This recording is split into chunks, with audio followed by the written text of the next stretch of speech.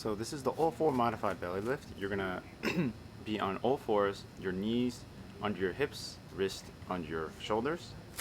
And when you're ready, you're gonna drive your knee into the ground to tuck the pelvis a little bit, and hopefully you feel the hamstrings when you're doing it.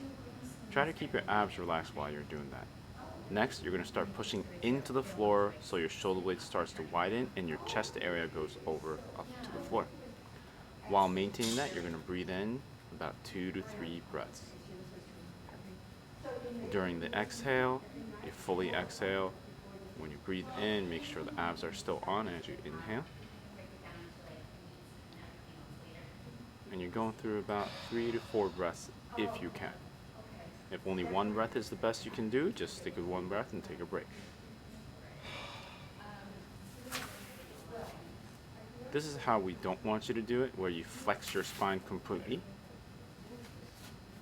Or in this case, we don't want to keep your chin tucked too much. We want to have your neck relaxed as you're doing the drill. So it's more focused on your shoulder blades and your core. Another one here is I don't want you to lock your elbow out to do it.